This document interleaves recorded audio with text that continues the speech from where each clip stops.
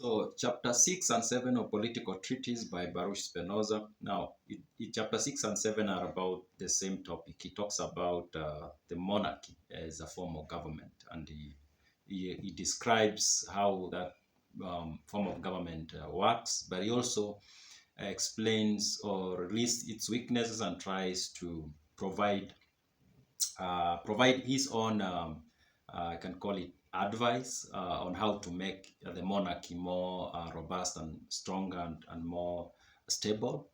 So he does that in chapter 6 and chapter 7. So I'm going to create a few videos from those two chapters. So in this video, I'm going to talk about his view that a Commonwealth is never utterly dissolved. And I found it, it's not something I've thought about. Like a Commonwealth or political power is like energy, you can call it. It cannot be created nor destroyed. Like, okay, not really, but it's kind of like the same idea. So in other parts of the book, Baruch does explain how we arrive at forming a Commonwealth, and he talks of the starting point being us as humans being in the state of nature, like where there is no power, there is no political organization. But that's not a good place to be, because there's a lot of fear. We fear others attacking us, taking what we have, even killing us. It's not a good place to be. There's a lot of fear. And because of this fear, we are forced to come together and band together and form a Commonwealth.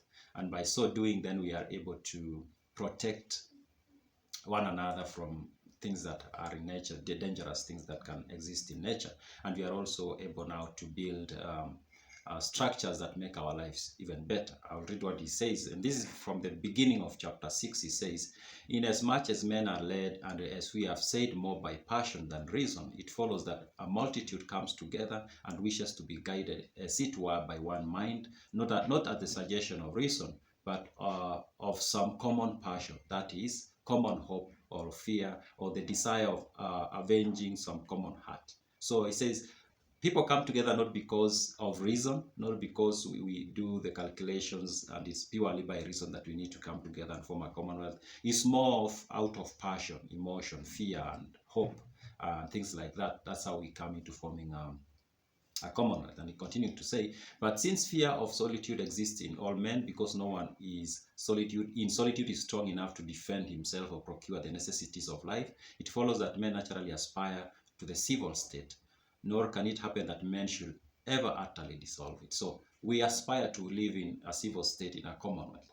But now this way he introduces this concept of a Commonwealth is never utterly dissolved. Like, a Commonwealth will always have conflicts happening. There is sedition. There are others who want to overthrow the power that is in place and become the power themselves. There is competing, people might form groups within the Commonwealth, and then we have a civil war, of course. People fighting for power and for resources and things like that. But at the end of it, the Commonwealth is never utterly dissolved or destroyed. What happens is it might take a different form. That happens when new people take power. Maybe it was a monarchy, it becomes it takes up a presidential kind of like government, or a dictator takes over. So now it has taken a different form. It's no longer a monarchy, it's something else, but it still exists. And in some extreme circumstances, the Commonwealth might split into two or several, but it is never dissolved, because it's not in our best interest as human beings to live or to exist where there is no Commonwealth. So there is always, the vacuum does not exist when it comes to Commonwealth. There has to be a Commonwealth in place, even where we think there is none. People will come together and form a loose kind of Commonwealth where they take care of one another. So that's what Baruch is trying to explain. He continues to say, "Accordingly, from the quarrels and seditions which are often stirred up in the Commonwealth, it never results that the citizens dissolve it, as often happens in the case of other associations, but only that they change it form into some other. That is, of course, if the dispute cannot be settled and the features of the Commonwealth at the same time preserved.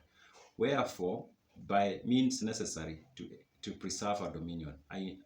Okay, continue to say his intent to explain that further in those chapters. So basically, he's saying what I say, like, in a Commonwealth there will be quarrels, seditions, and all that, but the Commonwealth will never be completely or utterly dissolved. It might just take a different form, or it might split, or it might even go conquer another Commonwealth and become a larger one, but it can never completely be dissolved.